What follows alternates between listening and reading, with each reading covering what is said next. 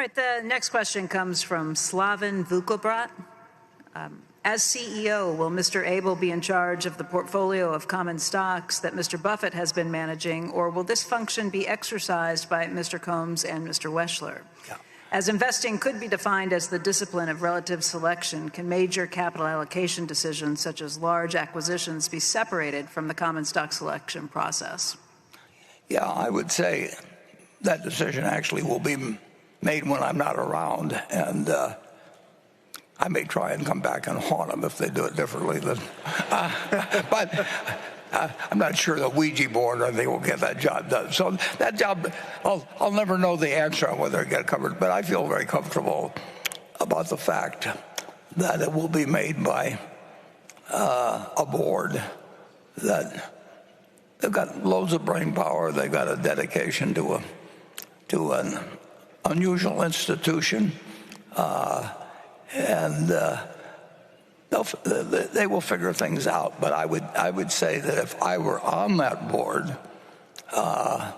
and we're making the decision, I would probably, knowing Greg, I would just leave. I would leave the capital allocation to Greg, and he understands businesses extremely well. And if you understand businesses, you understand common stocks. I mean, if you really know how business works, you are an investment manager. How much you manage, maybe just your own funds or maybe other people. And if you really are primarily interested in getting assets under management, which is where the money is, you don't really have to understand that sort of thing. But that's not the case with Ted or Todd, obviously. But I think the responsibility ought to be entirely with Greg. The responsibility has been with me, and I farmed out some of it. And I used to think differently about how that would be handled, but I think the responsibility should be that of the CEO, and whatever that CEO decides may be helpful in effectuating that responsibility. That's up to him or her to decide at the time they're running the money. But so I would say that my thinking on that has developed to some extent as the sums have grown so large at Berkshire. And we do not want to try and have 200 people around that are managing $1 billion each. It just doesn't work. I think that when you're handling the sums that we will have, you've got to think very strategically about how to do very big things. And I think Greg is capable of doing that. I think I've missed a lot of stuff in the past, so I'm actually wiser about doing that now. But I would do it better this time around than 2008 and 9 if something akin to that happened. But it won't be exactly like 2008 or 9. You can be sure of that. But you also can say that there will be times when having huge sums available extremely quickly, maybe it'll be once every 5 years, maybe it'll probably be more like once every 10 years or something. But as the world gets more sophisticated, complicated, and intertwined, more can go wrong. And there's no sense going through here and exploring the possibilities of the different things that could happen. But we do want to be able to act when it happens, and I think the chief executive should be somebody that can weigh buying businesses, buying stocks, doing all kinds of things that might come up at a time when nobody else is willing to move. It wasn't that people didn't have money in 2008. It's that they were paralyzed, and we did have the advantage of having some capital and a willingness to,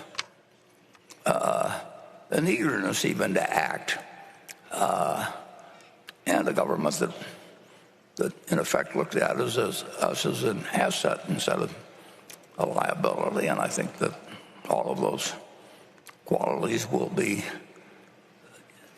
even more important as our capital pile grows. And so I think Greg may have even more fun than I had in a period when extraordinary things were happening, and we were the logical place to go. You never know whether it'll be next week, next year, next decade, but it won't be a century from now, that is for sure. The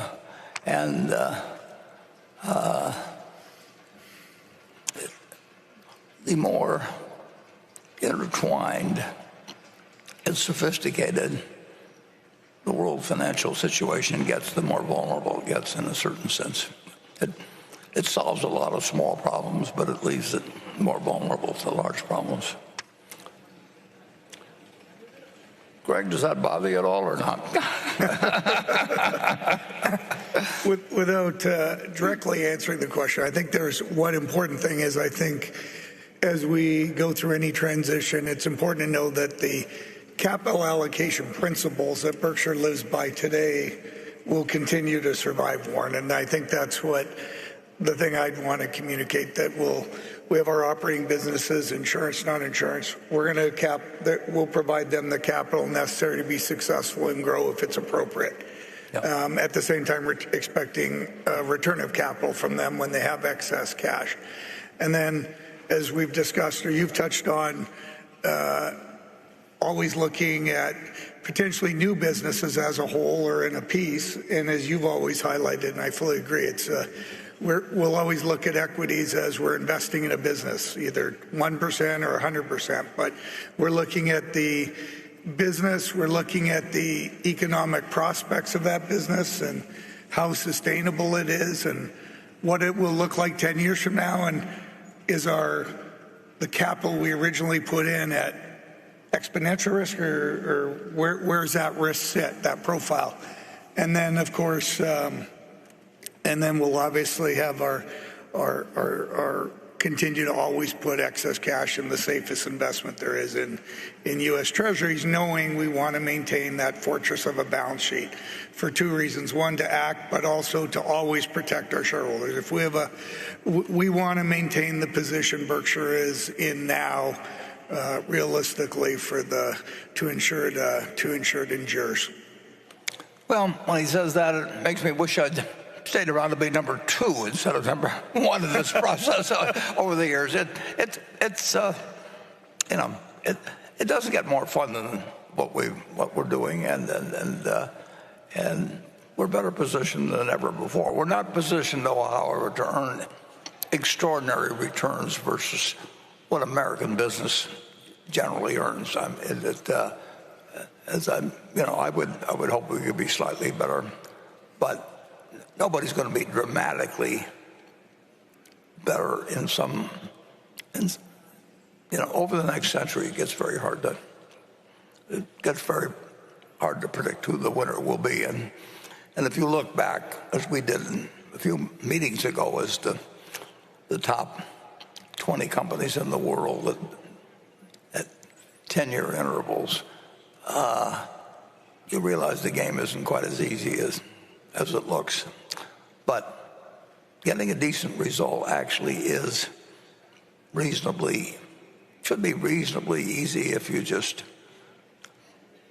don't get talked out of doing what hasn't worked in the past, and don't get carried away with fads, and don't listen to people who have different interests in mind than the interests of our shareholders.